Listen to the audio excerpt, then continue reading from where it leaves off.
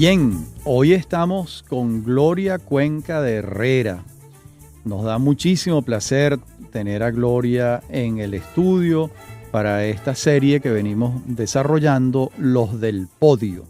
Esta serie se llama así porque los que se suben al podio son los que reciben las medallas, Gloria. Así es, ¿verdad? De bronce, de plata o de oro. Sí. Y la vida tuya te hace merecedora de medallas. Naciste en Caracas en el año 40, viuda de Adolfo Herrera, un periodista muy querido en Venezuela, y madre de Marianela, un médico nutrólogo a quien hemos entrevistado en repetidas oportunidades, y de Adolfo, un músico y comunicador, y eres abuela de 6 nietos. 6 maravillosos nietos. Sí, señor. Comencemos por tu vida familiar. ¿Cómo ha sido? Intensa. Primero porque al casarme con Adolfo era imposible no vivir intensamente con él. Éramos los dos militantes políticos y nos queríamos acabar el mundo y queríamos hacer la revolución y hacer todo ese montón de locuras que se nos ocurrieron en la juventud. Y de repente, después de un segundo viaje a China, nos dimos cuenta que eso era un disparate. Tengo una gran suerte, mis hijos han podido salir un par de locos. Porque la adoctrinación que había en esa casa era terrible, pues los muchachos se rebelaron y salieron muy formales y muy chéveres los dos, gracias a Dios, y nunca nos hicieron caso a ese montón de ideas disparatadas que teníamos en la cabeza. ¿Y cómo era el ambiente de tu familia paterna, materna, cuando llegaste al mundo? Cuando llegué al mundo. ¿Tus padres eran de dónde? Mi papá era de Maracaibo, Humberto Cuenca. Claro. Y mi mamá era de Turmero, Gisela Valladares. Ambos, él era abogado y la impulsó a ella también se graduó de abogado. Y había un ambiente maravilloso en mi casa, había cultura por todas partes, estudio. Eso era lo más importante, estudiar, saber, aprender. Entonces de repente, bueno, se me cruzaron los cables a mí con la política y entonces me metí en donde no me debió meter, por fortuna. Yo tengo el recuerdo de que el doctor Cuenca fue un catedrático además y varios libros publicados. Sí, ¿no? Sí, él era un gran procesalista. Un procesalista. Sí, y yo empecé estudiando Derecho, pero después me salí para periodismo. Porque es muy fuerte la profesión de abogado, ¿verdad? Es científica. No, es una profesión muy exigente, fuerte, sí. Muy exigente. Entonces, yo era un poco farandulera. Y por eso me metí en el periodismo. El periodismo tiene una parte muy seria y muy chévere, pero también tiene una parte espectacular que hace que uno disfrute muchísimo lo que es el periodismo como tal. Claro, y antes de hablar del año en que te graduaste de periodista, en 1965 en la Universidad Central de Venezuela. ¿Dónde fueron tus estudios? ¿En la escuela primaria del bachillerato? Bueno, mira, mi papá era un hombre que creía mucho en los estudios laicos, aunque él era un católico firme y militante de su catolicismo, nos inscribió en la Escuela Experimental Venezuela. Bueno, pero eso fue un gran colegio. Eso fue un colegio maravilloso. Sí. Y después estuve en el Liceo Andrés Bello, que también fue una maravilla. Cruzaste la calle. Crucé la calle y hice el bachillerato ahí. De manera que mi formación básica es en esas dos instituciones maravillosas.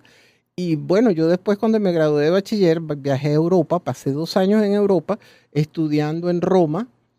Ahí estaba entusiasmada con el derecho.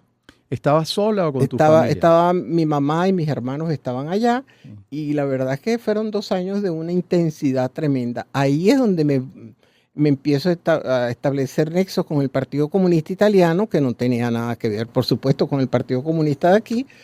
Y yo era un irreverente. Yo me acuerdo muchísimo que yo allá leía a Sartre, a Simone de Beauvoir, a Merleau-Ponty, a todos los grandes de ese momento. Y una vez licenciada en periodismo, veo que la maestría en comunicación social la hiciste un tiempo después, casi 20 años después. Casi 20 años después. Bueno, porque es que no había estudios de posgrado.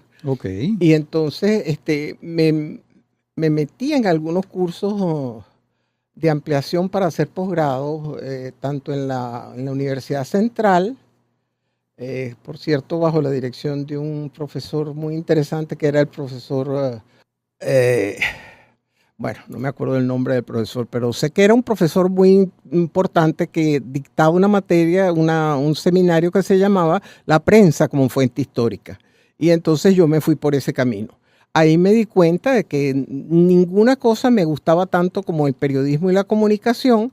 Y entonces junto con Héctor Mujica y un grupo de personas del ININCO, y estaba el profesor Pascuali, el profesor Federico Álvarez, etcétera, decidimos que había que hacer la maestría. Entonces organizamos la maestría con una gran ventaja, que eran los tiempos maravillosos de Venezuela. Y entonces pudimos contratar profesores de todas partes del mundo. Qué maravilla. Vinieron a nuestro posgrado. Y era un posgrado extraordinario realmente. Estuvo aquí Armando Matelar, fue nuestro profesor. Nada menos. Ajá, nada más ni nada menos. El doctor Alberto Ruiz Eldrich, que era especialista en Derecho de la Comunicación. Vino Luis Ramiro Beltrán, que es el creador de la palabra comunicología. En fin, tuvimos una maravilla de posgrado, y luego de eso yo me inscribí en el doctorado en Ciencias Políticas y no hice la tesis del doctorado porque me puse muy brava. Yo soy brava, ahora que estoy suavizada. ¿Ah, sí? ¿Y qué te molestó? Me molestó que una colega que era muy estudiosa había hecho un trabajo muy importante sobre la propaganda en los medios, etcétera. Y en el doctorado en Ciencias Políticas un profesor se antojó de decir que no era válida la metodología. Nuestra metodología era la metodología de Kaiser, y era una metodología totalmente válida. Y entonces, bueno, ahí me puse bravísima y peleé con todo el mundo y terminé los cursos, pero no presenté la tesis, la dejé casi lista porque era una tesis muy interesante, pero bueno, son cosas de la vida. Pero ingresaste a la docencia por un concurso de oposición. Ah, sí, muy peleado. En el año 66. Sí, señor. Ahí eso sí fue verdad que fue peleado, porque ya me había peleado con el Partido Comunista. Ya me había salido del partido. Yo pasé 7 años militando en el Partido Comunista y me había vuelto maoísta. Ok. Como me parecía poco. Eso me da pena contarlo, pero bueno, así es. Y entonces los camaradas en la Facultad de Humanidades se volvieron locos cuando vieron que yo iba a concursar y que tenía posibilidades de ganar el concurso.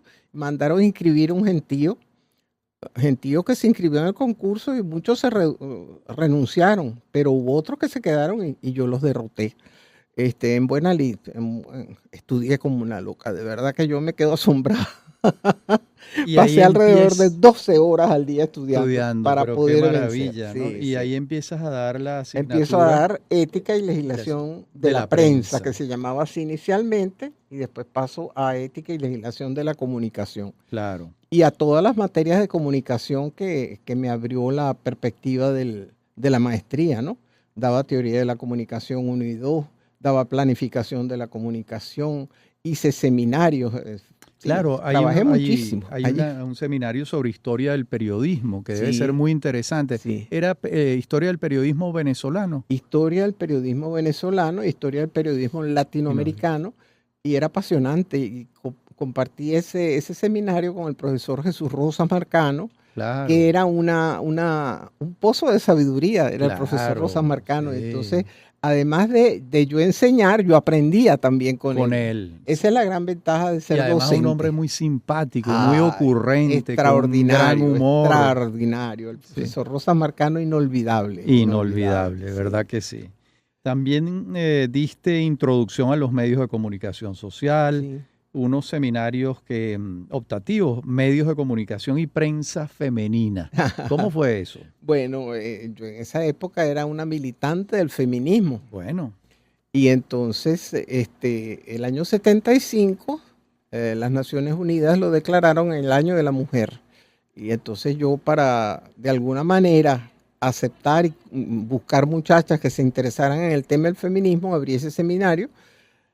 Que Adolfo, mi marido, se moría de la risa porque él, cuando le preguntaban, y la profesora está dando el seminario, entonces se meten con los 2 hombres. Entonces empezaba a echar broma con eso, ¿no? Y lo transformaba en una cosa muy, muy risueña. Pero efectivamente era un seminario duro con relación al uso y abuso que hubo en un cierto momento de la imagen de la mujer en los medios. Sin embargo, con la perspectiva del tiempo, esa lucha no fue en vano. Hoy en día los medios respetan muchísimo más a las mujeres. Todavía hay por ahí quien se queda pegado en ese tipo de cosas, pero ya no es lo mismo. En esa larga carrera como profesora en la Universidad Central de Venezuela, llegaste a ser profesora titular en el año 1991. Sí, Todos los pasos, ¿no? todos los Todos pasos, los trabajos de sí, ascenso. toda esa cantidad de cosas, esos momentos que a veces eran maravillosos y a veces eran terribles, ¿no? Porque el mundo de la universidad en Estados Unidos y en Europa hacen una cosa que es muy interesante, que no dejan que la gente se quede en el mismo ambiente, sino que lo sacan, les ofrecen, si quieren ser diplomáticos, Ujú. los cambian de universidad, uno tiene la opción de ir al mismo nivel, y eso de alguna manera hace que esa cosa del ser humano que es tan complicada, la envidia, el resentimiento, la competencia malsana, porque la competencia buena pues tiene su sentido, pero cuando es malsana es terrible. Eso no se ha podido superar en las instituciones venezolanas universitarias, justamente por no hacer una apertura hacia esa cosa que han hecho tanto en Estados Unidos como en Europa. Bien, estamos conversando con la profesora Gloria Cuenca de Herrera. Vamos a una pausa y ya regresamos. En breve continúa Venezolanos. Somos Unión Radio Cultural.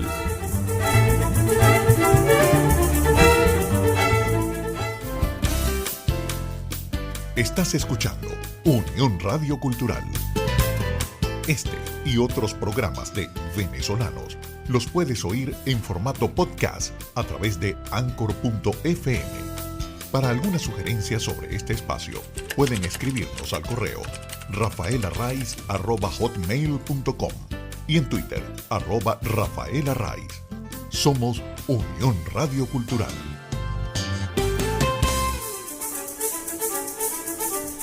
Estamos de regreso con Venezolanos. Somos Unión Radio Cultural.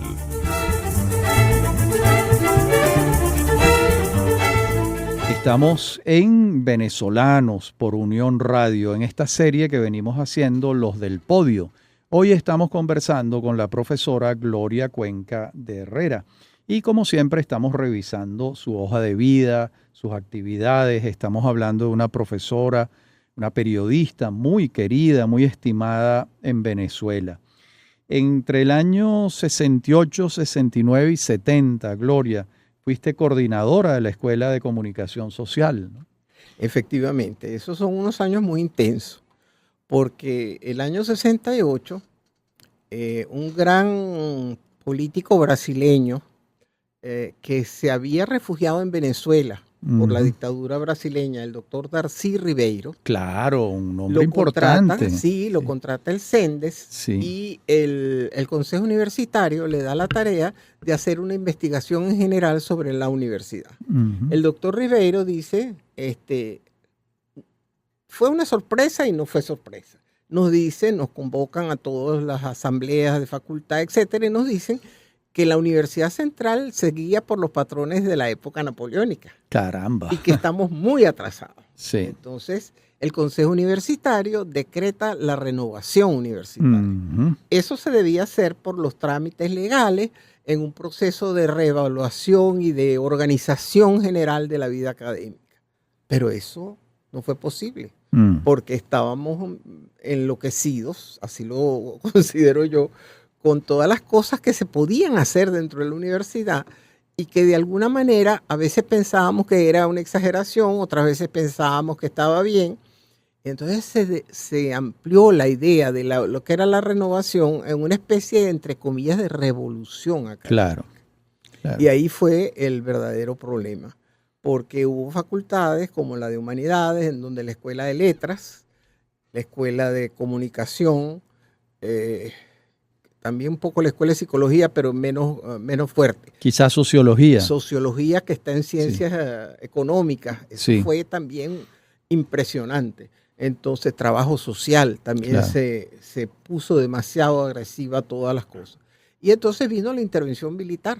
Claro. Con la intervención militar, en el primer gobierno del presidente Caldera, nos hicieron un juicio, Ujú. nos votaron, a mí me votaron de la universidad y después me recogieron cuando vino el rectorado del doctor Rafael José Neri. Ujú. Y se lograron cosas muy interesantes durante la renovación, pero también se perdieron otras cosas. Claro, como todos esos procesos Como todos esos tumultuosos, ¿no? tumultuosos, así es. Sí. Había Y de- cosas muy buenas y cosas que no eran tanto. Y después cuando regresas, vas a estar como jefe del Departamento de Ciencias de la Comunicación entre los años 1972 y 1979. Sí. Ese fue el inicio, allí eso fue la semilla del ININCO, probablemente. No. No. El ININCO es originario de lo que se llamaba el Instituto de Investigaciones de Prensa, Muy bien. que es una creación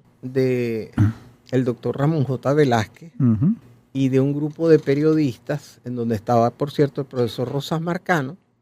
Ellos empiezan a organizar ese Instituto de Investigaciones de Prensa, hacen las primeras investigaciones, se empieza a entusiasmar, y cuando viene este cambio fundamental, que es 1970, la Ujú. transformación de periodismo en comunicación, Claro. en donde, por supuesto, tuvo una influencia determinante la Iglesia Católica ¿Cómo es eso? En la Bueno. Universidad Central. en la Universidad Central, porque fíjate qué pasa. El presidente de la República en ese momento es el doctor Caldera, Claro. y el doctor Caldera tiene contacto directo con la gente del Vaticano. Ujú. En el Vaticano se establece la orientación de que ya no es periodismo, ahora tiene que ser comunicación social. Ujú. Y entonces se cambian las escuelas de periodismo a escuelas de comunicación social, Ujú. con la idea posterior de que se iban a transformar en facultades de ciencias de la comunicación, cosa que nunca prosperó. Ah, Porque eso sí se hizo en México sí. y en Brasil, pero entre nosotros no. Por nuestros pleitos. Por nuestros pleitos, por esas envidias, Mm, empezaron a ah. inventar que lo que se quería era un nuevo decano. Decano, Entonces ay, empezaron a sacar las cuotas de caramba. poder dentro del Consejo Universitario. Aquello fue horroroso y no se Caray. pudo seguir adelante. Pero la impronta del Papa Paulo VI, obsesionado por la importancia que tiene la comunicación social, que es indudable y imposible no reconocerla, hace que las escuelas se transformen de escuelas de periodismo en escuelas de comunicación, con esa idea posterior de que iban a ser facultades. ¿Por qué? Porque había escuela de publicidad, escuela de relaciones públicas, escuela audiovisual, escuela de periodismo impreso, escuela de cine. Claro. Ya habían 5 escuelas en una especie de inicio en la facultad. Pero entonces vienen los otros problemas, empiezan a contar cuántos decanos van a ser, quién va a ser el decano, Pero qué etcétera, etcétera. Y tristeza, entonces porque era lo lógico, era el lo paso es lógico. el paso lógico. Claro. 2 grandes proyectos que han quedado, ese y el otro que es maravilloso, ese está prácticamente listo, que es el de la escuela para graduados. Esa es una belleza, porque la escuela de periodismo la funda don Rómulo Betancourt, Ujú. que a su vez se decía periodista. Sí. Él se autodenominaba periodista. Y cuando la entonces Asociación Venezolana de Periodistas en 1945-46 se le aproxima y le dice que necesitamos una escuela, él crea la Escuela Nacional de Periodismo, adscrita al rectorado, que es la escuela hoy en día de comunicación social. Entonces, esa escuela que está tan vinculada al proceso democrático venezolano empieza a insurgir y empieza a expandirse. Ujú. Y entonces empieza una cantidad de gente a darse cuenta, oye, yo soy ingeniero, pero a mí lo que me gusta es la comunicación y el periodismo. Claro. Y yo soy abogado, pero lo que quiero ser de alguna Sí. manera es periodista. Entonces, en Columbia, en la universidad, Ujú. el decano, que era el doctor Karl Ackerman, había sido designado asesor de la Escuela de Periodismo de la Central. Él viene con la idea de que se haga un estudio para graduados. Ya. Es decir, que la gente se gradúe en otra profesión y tú en 2 años le das la parte profesional. Ya. Y entonces iban a hacer 2 escuelas. Claro. Y eso es magnífico, porque hay una enorme cantidad de gente que siente eso, que es Claro. una vocación Es así. tardía. Es así. Ciertamente. Y entonces eso se pensó incluso en una escuela para graduados paga, que resolvería muchísimos problemas económicos de la escuela, porque la escuela de comunicación es una escuela muy costosa, Sí. requiere de estudios, la computadora, Bueno, todos los estudios de aparatos radio, de televisión, cine. toda esa serie de cosas. Sí. Pero bueno, lamentablemente no concluyó prosperó. ese proyecto. Bueno, y después te tenemos como jefe de cátedra de Teoría de la Comunicación, Sí. como miembro electo del Consejo de Humanidades y Educación en el año 75 y 78 y luego en el año 1980 y 1982. ¿Cómo son esos consejos académicos? Mira, eso es complicado. Me imagino, Son sí. bien complicados. Sinceramente, Sí. no recuerdo con gratitud esos momentos porque eran unas discusiones a veces bizantinas. Ajá. Cuando había una discusión académica, recuerdo, por ejemplo, un momento bellísimo que fue cuando el doctor García Vaca se le confirió el título de honoris causa, Qué bien. Juan David García Vaca. Él se había ido jubilado, él dijo que lo habían jubilado de oficio, yo no recuerdo eso. Pero él estuvo presente en una sesión extraordinaria en donde nos habló de todo lo que era su pensamiento filosófico. Ese día nos sentimos realizados en ese consejo de facultad mezclado con alguna gente del consejo universitario, pero otras veces era terrible. Sí, eran Era una temas discusión, administrativos. el área administrativo, hay que nombrar 4 profesores aquí, y entonces una negociación, yo te nombro 2, tú me apruebas 2. Una cosa realmente que era muy cargante para una gente que viene con el espíritu académico Claro. para trabajar en esa onda. Claro. Y después te tenemos como subdirectora del Centro de Posgrados de la Facultad de Ciencias Jurídicas Claro. y Políticas. Ahí es ¿Cómo es esto? Explícanos. Bueno, porque después que terminé la maestría, me Claro. di cuenta que lo que quería hacer era trabajar en políticas públicas, Claro. ¿no? Ya. Y para mezclarla con la parte de comunicación. Y entonces me metí en el doctorado en ciencias políticas, donde tuve una experiencia maravillosa. Tuve 3 profesores que para mí son 3 maravillas. El primero, Luis Castro Leiva, Ah, pero imagínate. muerto prematuramente. Ay, a los Hace- 56 años. Ay, sí, una cosa terrible. En estos días se cumplieron no sé cuántos años de su muerte. Sí, Aquellas clases eran algo extraordinario, claro. extraordinario. Después estuve con la doctora Graciela Soriano de García Pelayo. Mi profesora ¿Sí? en el doctorado de Historia. Una Sí, maravilla, una maravilla de profesora. de profesora. Sí. De verdad que no tengo sino palabras de reconocimiento, de gratitud, porque no solamente me enseñaron, sino que yo siento que me abrieron un camino en la investigación que yo no tenía muy claro hasta que estuve allí. Y la tercera fue la doctora Julia Barragán, Imagínate. que es otra eminencia. extraordinaria. De los 3, a ella prácticamente no la conocí. Luis Castro fue un gran amigo mío. Ah, sí, Luis Castro Sí. fue una cosa extraordinaria, extraordinaria. Y entonces, claro, esa presencia mía en el doctorado en ciencias políticas hace que ellos me pregunten si yo estoy dispuesta a trabajar con ellos, y yo les dije que sí. Pasé Claro. 2 años en la coordinación del doctorado, fue sumamente interesante y apasionante. Es muy distinto cuando uno viene de una especialidad y cae allí.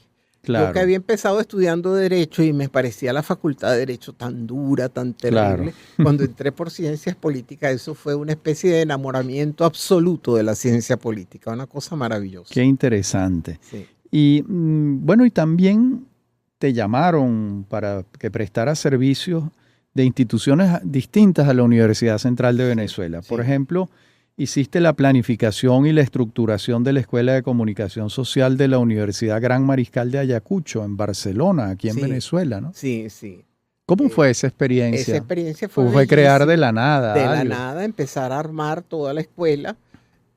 Había una gente muy interesante en ese momento allá organizando la Universidad Mariscal de Ayacucho, y entonces, por supuesto, se le puede dar rienda suelta a la imaginación, a todos los planes que tú toda la vida has tenido allí, pero nunca los has podido concretar. Claro. Y entonces, efectivamente, ahí se pusieron en práctica toda esa serie de cosas maravillosas que de alguna manera implica lo que es la comunicación social, que es una de las cosas más extraordinarias que hay. Qué maravilla. Estamos conversando con Gloria Cuenca de Herrera. Ya regresamos.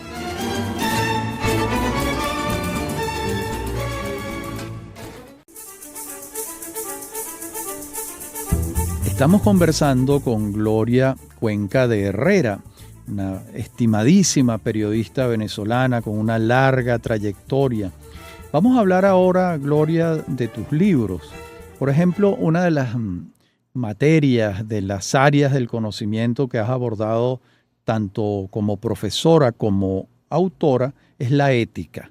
Y hay un libro que se titula Ética para Periodistas, Así es. que recibió el Premio Nacional de Periodismo Mención Investigación por este libro. Sí. Un tema espinoso, ¿no?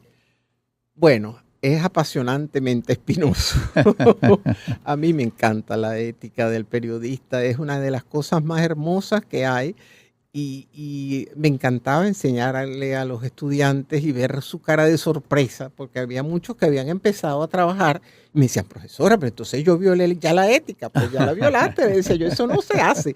Y después entonces aquellas discusiones apasionantes hicieron que yo comprendiera que tenía que escribir el libro, porque era como un compromiso con mis alumnos, Claro. muy queridos, son los alumnos, tú eres docente también. Sí. Hay una relación con los alumnos que no se pierde, hay una cosa muy hermosa que se va construyendo, aun cuando el estudiante no sea buen alumno, aunque el estudiante sea excelente alumno. Hay algunos alumnos con los que se establece una relación extraordinaria y que me ayudaban mucho en eso a mí. Entonces yo me dediqué a escribir sobre ética para periodistas porque me di cuenta que efectivamente ellos tenían una cantidad de fallas. Ahora terminé otro que se llama ética para locutores, porque yo también fui profesora de la asignatura ética y legislación de la locución en los cursos de locución de la central, y también falta mucho. Los locutores son en una enorme cantidad y no se han puesto de acuerdo, no tienen un código de ética. Entonces yo les echaba broma, yo les decía, esto es como navegar en un barco sin brújula. Tenemos que construir la brújula. Y entonces, a mí me encanta dar ética, la verdad, nunca se me ha pasado la pasión por la ética. Claro, y en esas dos expresiones de la ética, que es el periodismo y la locución. La locución. Y claro, lo acabas de decir, tú durante muchos años fuiste profesora de locución en esos certificados de locución que expide la Universidad Central de Venezuela.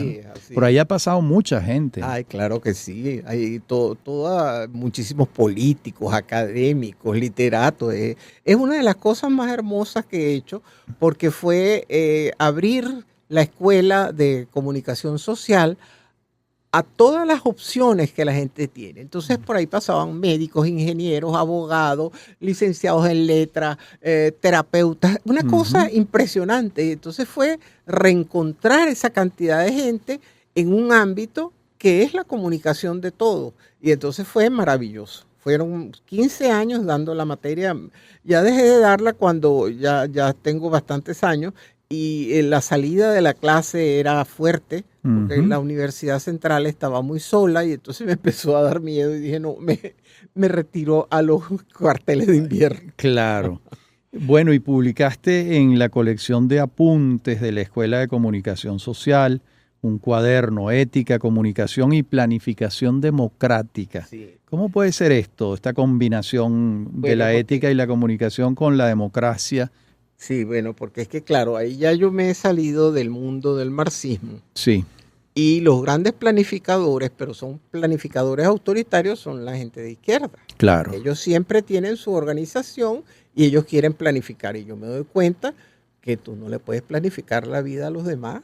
Sí. ¿En qué momento quién te autorizó para hacer eso? ¿Quién lo está pidiendo? ¿Quién lo está pidiendo? Porque tú le vas a obligar a la gente a que piense como tú, a que vea la televisión que tú quieres ver. Claro. ¿Qué es eso? ¿De dónde salió eso? Entonces, claro, eso me apasionó. Claro. Me apasionó y por eso me fui por ese camino, ¿no? Para destruir un poco la idea de que solamente puede hacerse planificación en el mundo autoritario. Ya. Sino había que hacer una planificación participativa y escuchar a la gente y decir lo que la gente quería. En si el mundo democrático, quiere, era una práctica si la gente democrática. no quiere, bueno, no hay planificación. Claro. Ahora, la tarea del planificador es convencer a través de la persuasión, esto es lo necesario, vamos a ver.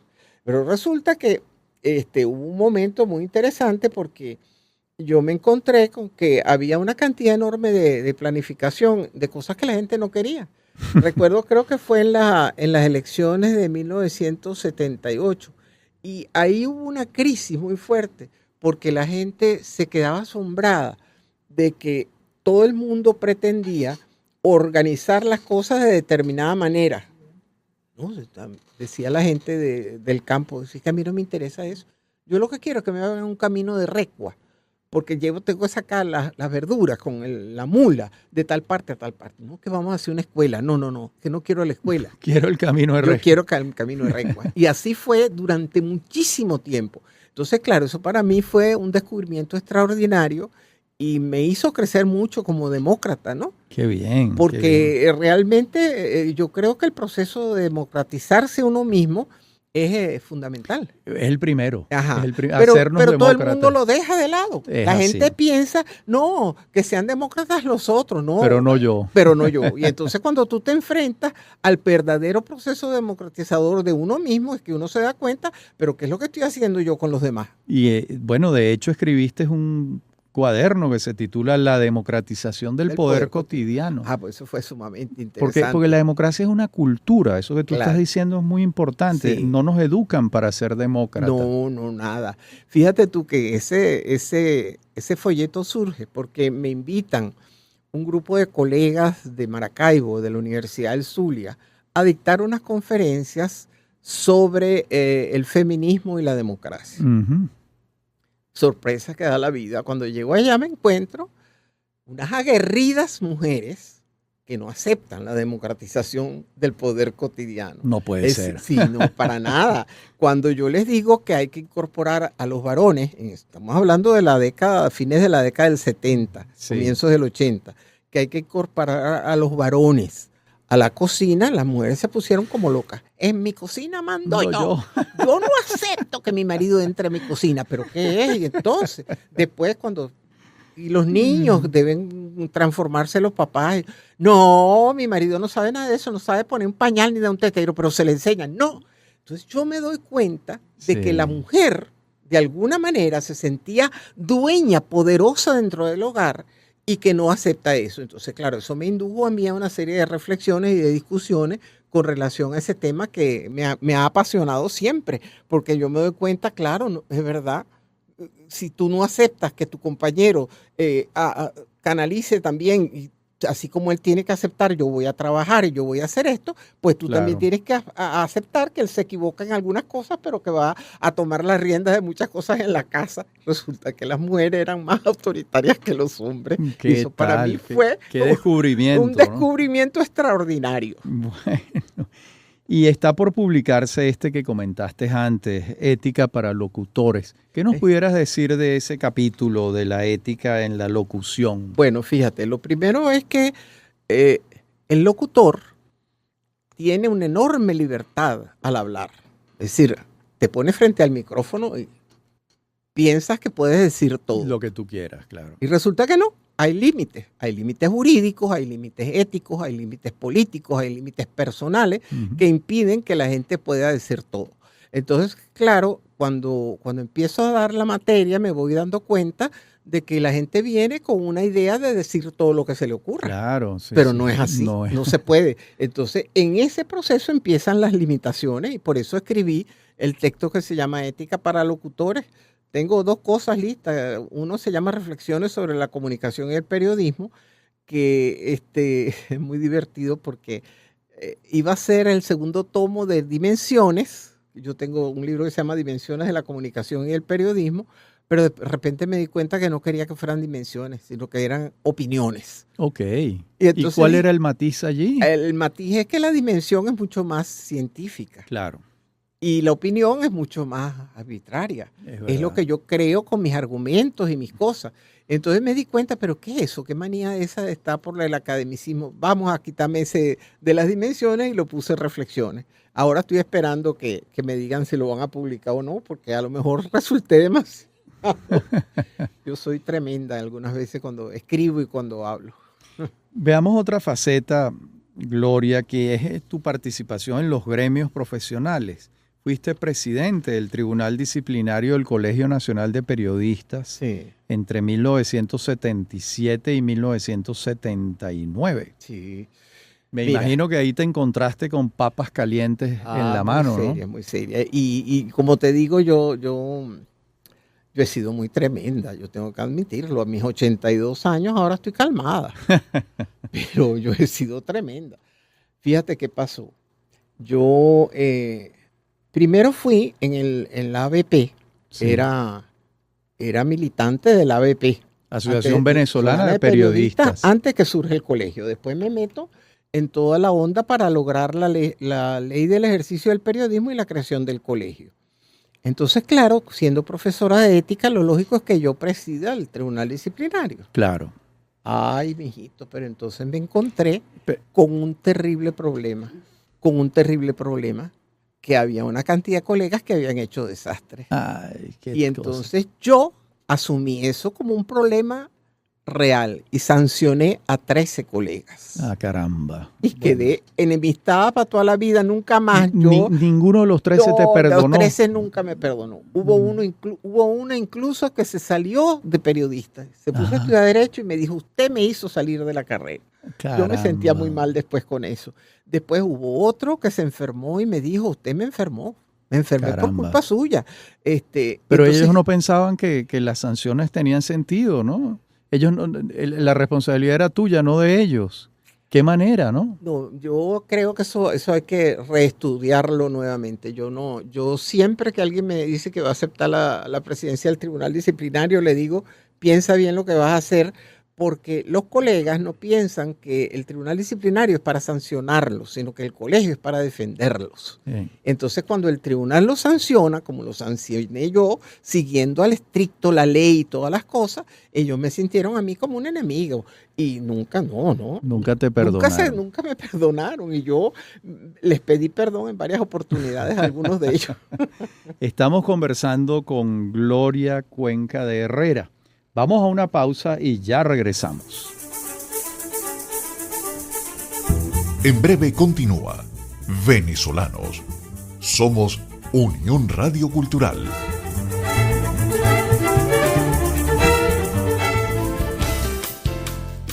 Estás escuchando Unión Radio Cultural.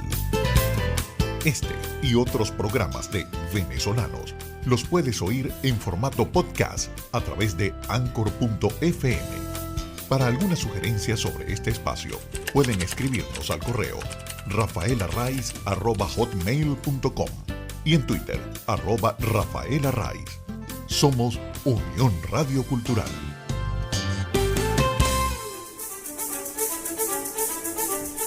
Estamos de regreso con Venezolanos.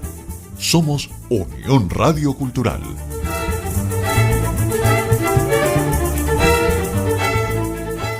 Estamos conversando con Gloria Cuenca de Herrera, revisando su vida, su trabajo, sus libros, su experiencia como profesora. Y estábamos viendo su experiencia en el mundo de los gremios de periodistas, pero también fuiste coordinadora de una revista, la revista Universalia, en los años 64, 65, 66. Empezando. Así, ahí fuiste editora también. Sí. Y trabajaba con lo que llaman en la Universidad Central las vacas sagradas. ¿Ah, sí? ¿Quiénes eran? Eran el doctor Francisco de Venanzi. Imagínate. El doctor Pinto Cohen. Había una cantidad de luminarias que se llamaban las vacas sagradas. Claro. Fue una experiencia muy buena, muy interesante, pero me hizo tomar conciencia de que es mucho más sabroso ser reportero que ser jefe. Claro. Porque el reportero tiene al otro que te está diciendo no hagas esto, pero el jefe tiene que estar poniéndole normas al otro. Entonces me di cuenta de que eso es una contradicción muy grande que tenemos en los medios. Que el que es jefe siempre va a tener encima el problema de que tiene que estar diciendo esto no se dice, esto sí se dice, ven para acá, etcétera. Claro. Y eso fue una experiencia sumamente interesante. ¿Y qué tal tu faceta en el articulismo de opinión, que ha sido también larga, ¿no? Sí, y has publicado en muchos periódicos. ¿Cómo no? Fue impresionante. Trabajé 10 años en Últimas Noticias con Eleazar Díaz Rangel, mi amigo de toda la vida, en posiciones completamente divergentes. Eleazar estaba con este proceso revolucionario bolivariano y yo en contra, abiertamente desde el primer momento, y fue una experiencia muy enriquecedora para mí. ¿La amistad se resintió? No, hicimos un pero pacto. Eso es una muy buena noticia. Sí, señor, un pacto de no agresión. Dijimos, llegó un momento en que decíamos no hablamos de política y salíamos a almorzar los cuatro, mi marido, la esposa de Eleazar y yo, y comíamos y hablábamos de todo. Él era un gran cineasta también, le gustaba mucho el cine. La parte periodística era muy enriquecedora, discutíamos mucho las cosas éticas, porque él tenía una ética rigurosa, pero conmigo fue excepcional. Es decir, en Últimas Noticias jamás tuve problemas con él.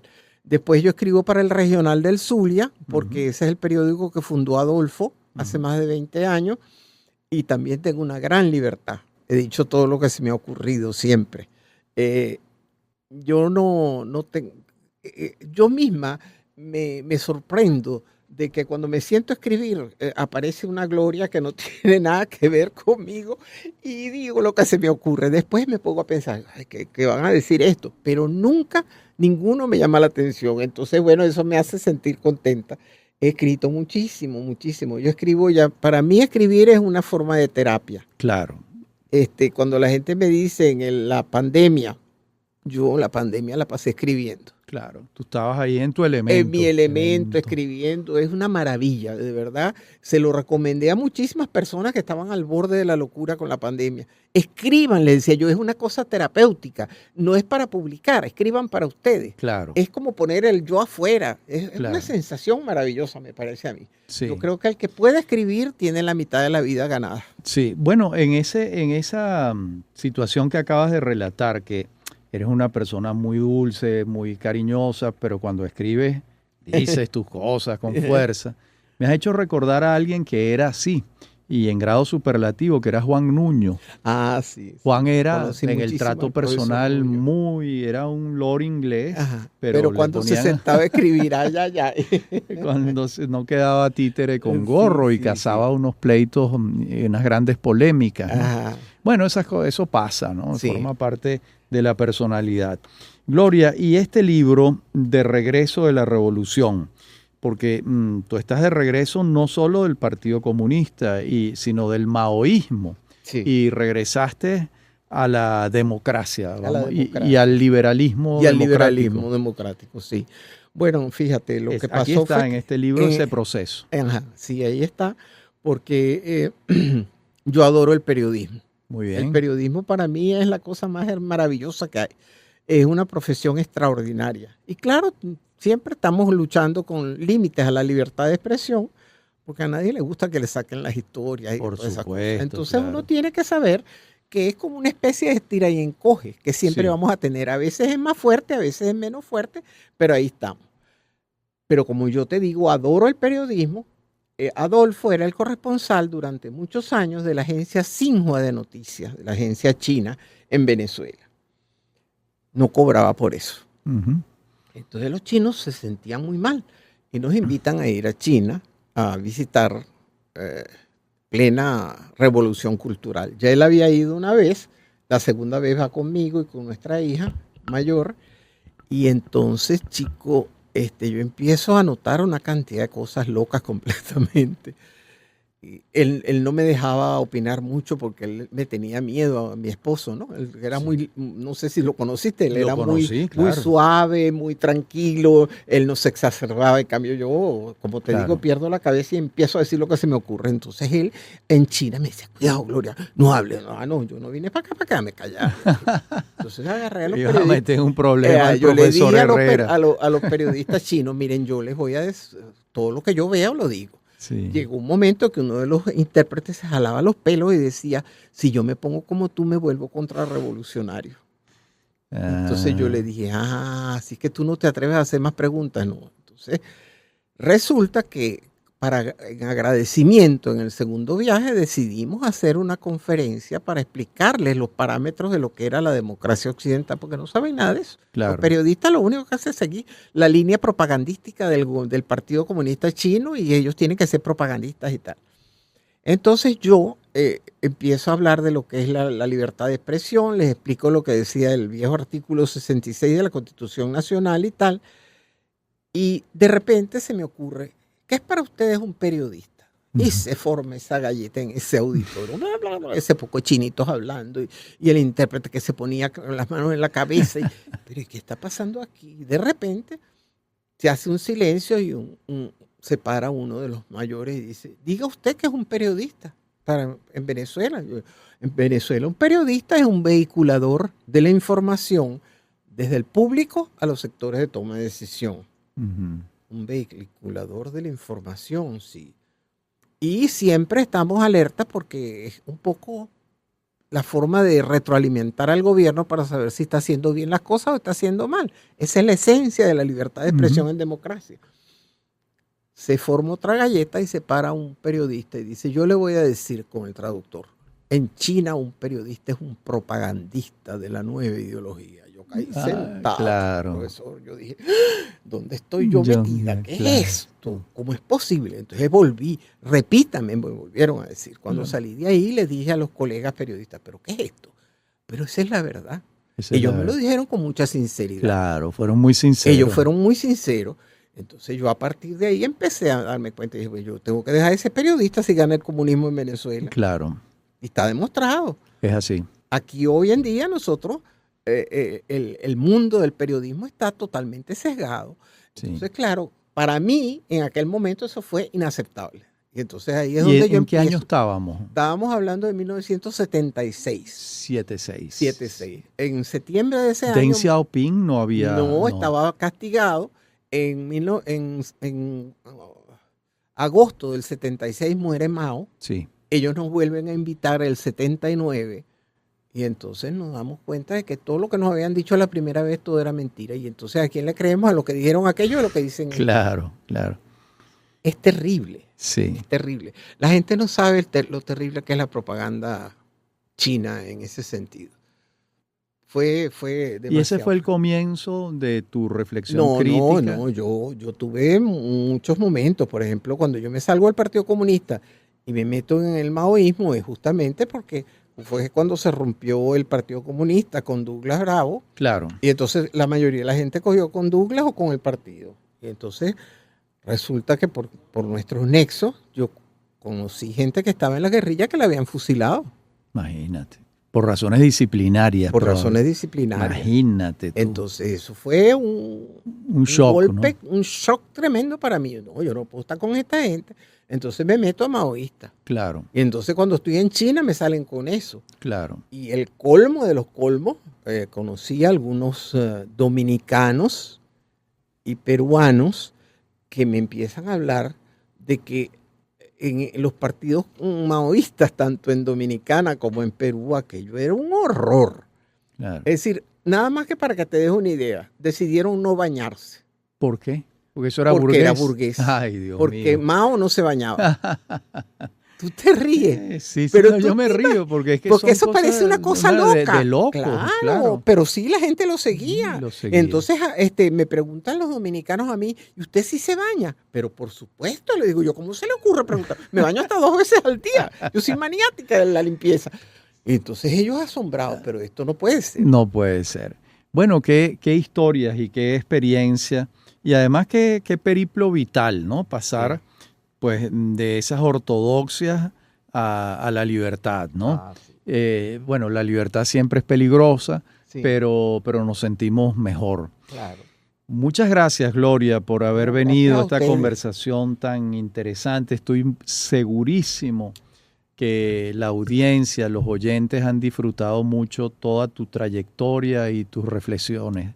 No sé si quieres decir algo. Bueno, que estoy muy agradecida a todos ustedes por haberme invitado, darme esta oportunidad a estas alturas de mi vida de contarles todas estas cosas que me conmocionan. Han pasado los años y me siguen conmocionando.